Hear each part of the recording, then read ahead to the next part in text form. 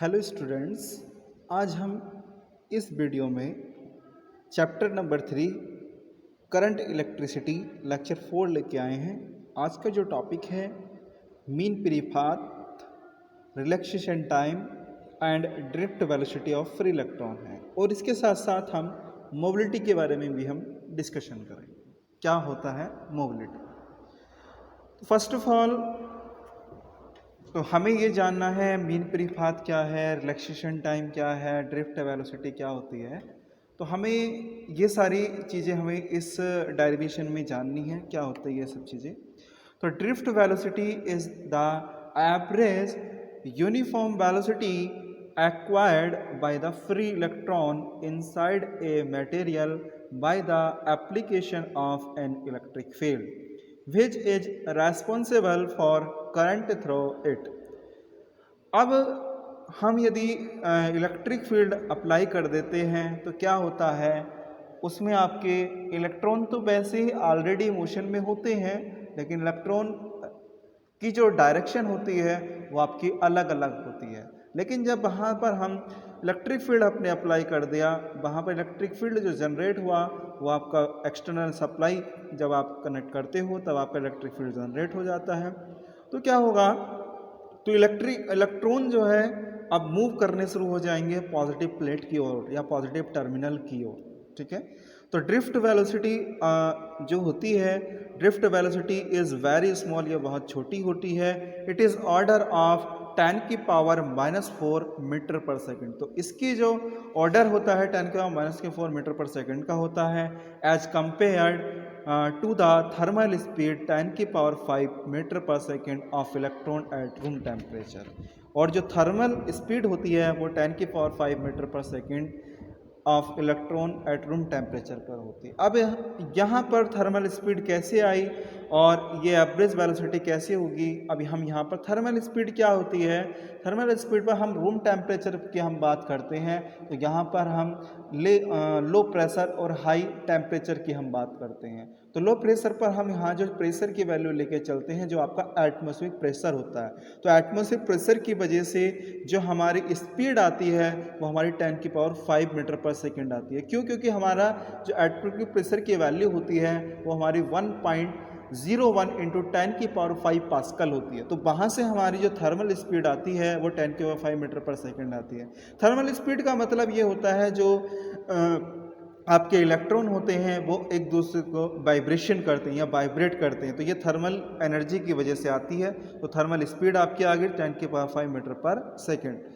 तो during motion, जब आप मोशन करते हैं, मोशन हो रहा है इलेक्ट्रॉन का, the average distance moved by A free electron between two successive collision is called mean free path. जब आप की जो कंडक्टर की यदि हम बात कर रहे हैं और वहाँ पर मोशन हो रहा है, तो एवरेज डिस्टेंस जो इलेक्ट्रॉन आपके मूव कर रहे हैं, इलेक्ट्रॉन की जो बीच की जो सक्सेसिव कोलिजन जो डिस्टेंस होती है उसे हम क्या कहते हैं, मीन फ्री पाथ कहते हैं। क्योंकि जो इलेक्ट्रॉन होते हैं उनकी कोई एक डायरेक्शन नहीं होती, सब कोई किसी डायरेक्शन मूव कर रहा है, कोई किसी, तो उनकी जो सक्सेसिव कोलिजन जो डिस्टेंस होती है उस डिस्टेंस को हम बोलते हैं the mean free path of the electron। An average time interval between the two successive collision is called the relaxation time। और उनके बीच का जो टाइम होता है, जो एवरेज टाइम इंटरवल होता है, मतलब किसी पोजीशन पे आपका कुछ है और दूसरी पोजीशन पे आपका समथिंग कुछ है, मतलब कुछ आपका कुछ वैल्यू है, तो इस तरीके को हम बोलते हैं this is called the relaxation time of the electron. The direction of the motion of the free electron change after each collision. क्योंकि आपकी जो फ्री इलेक्ट्रॉन होते हैं ईच कोलिजन के बाद उसकी जो डायरेक्शन होती है वो आपकी अलग अलग होती है। Hence the average thermal velocity of the all free electron is zero. तो इसलिए हम कह सकते हैं कि जो टोटल आपकी एवरेज थर्मल वेलोसिटी की यदि हम बात करते हैं फ्री इलेक्ट्रॉन के लिए तो वो कितनी होती है, आपकी जीरो होती है। लेकिन अगर हम ओनली थर्मल एनर्जी की हम बात करते हैं तो वो आपकी 10⁵ मीटर पर सेकेंड होती है, और एवरेज की यदि हम बात करते हैं फ्री इलेक्ट्रॉन के लिए तो वो आपकी जीरो होती है। It means that there is no net motion of the free electron. तो यहाँ आपका फ्री इलेक्ट्रॉन के कारण कोई आपका मोशन नहीं हो रहा इन एनी पर्टिकुलर डायरेक्शन, किसी एक पर्टिकुलर डायरेक्शन में। तो यहाँ पर हम क्या करते हैं, एक कंडक्टर लेते हैं, और कंडक्टर के साथ हम एक एक्सटर्नल सोर्स हम एक बैटरी कनेक्ट कर देते हैं और इसका जो एरिया है, क्रॉस सेक्शन एरिया है, वो आपका ए है और ये बी डी है आपकी ड्रिफ्ट वेलोसिटी है। तो बी डी जो ड्रिफ्ट वेलोसिटी है इसलिए क्या है, क्योंकि आपने अब एक्सटर्नल बैटरी यहाँ पर कनेक्ट कर दी, तो जो आपकी वी डी है, वी डी वेलोसिटी से जो इलेक्ट्रॉन मूव करेंगे पॉजिटिव प्लेट की ओर आने की कोशिश करेंगे और इसके जो कंडक्टिंग लेंथ है, जो कंडक्टर आप लेके चल रहे हो, इसकी जो लेंथ है वो आपकी एल है और इलेक्ट्रिक फील्ड आपका पॉजिटिव से निगेटिव की ओर, तो इलेक्ट्रिक फील्ड की डायरेक्शन आपकी इधर की ओर होगी। ठीक है, तो we when we connect the end of the metallic wire, तो यहाँ एक मेटेलिक वायर लेके चले, मेटेलिक वायर एक कंडक्टिंग वायर है। ठीक है, टू ए बैटरी पोटेंशियल जो डिफरेंस है वो आपका V है और V बराबर होता है आपका EL between the end of the wire, free electron experience and electric force, तो यहाँ पर इलेक्ट्रिक फोर्स आपका अप्लाई होता है which accelerate the motion of the electron, जो क्या कार्य करते हैं, इलेक्ट्रॉन को एक्सेलेट करने का कार्य करते हैं in the direction opposite to the field, तो इसकी जो डायरेक्शन होगी इलेक्ट्रॉन की वो आपकी opposite to the electric field की होती है। The magnitude of the acceleration experienced by the electron of mass M B, तो ए बराबर आपका जो एक्सेलेरेशन होगा ए बराबर होता है आपका एफ अपॉन एम। ठीक है, तो एफ बराबर क्या लिख सकते हो, एफ बराबर आप क्यू ई लिख सकते हो, तो क्यू की जगह आप क्यू की जो ई है, ई क्या है, ई जो है यहाँ पर इलेक्ट्रॉन का चार्ज है और अपॉन में आपका एम हो जाएगा और यहाँ पर ई की जगह हम क्या लिख सकते हैं, ई बराबर लिख सकते हैं वी अपॉन एल, क्योंकि पोटेंशियल डिफरेंस हम निकाल सकते हैं।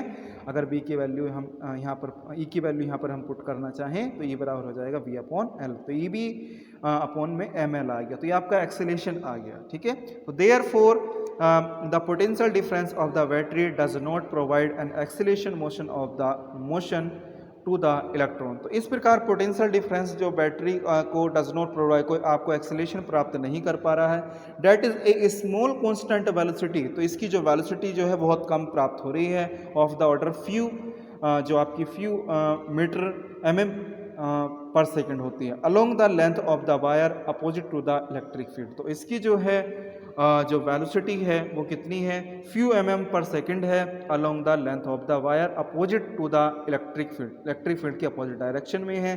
This average velocity of the electron is called the average is called a drift velocity of the electron, और इसी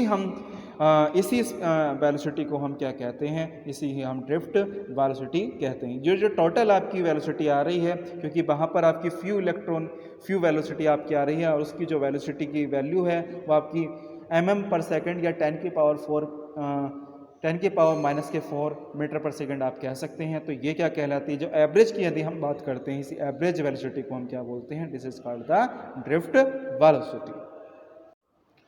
right, tau 1 is the relaxation time for an electron then in this interval, तो यदि किसी हम एक interval की हम बात करते हैं तो रिलैक्सेशन टाइम हमको टाउ 1 से डिनोट कर रहे हैं, तो यदि दो इलेक्ट्रॉन के बीच का जो रिलैक्सेशन टाइम है वो आपका टाउ 1 है। The electron accelerate from 0 to v1, मतलब इनिशियल आपका 0 है और फाइनली जो वेलोसिटी हो रही है उसकी v1 है।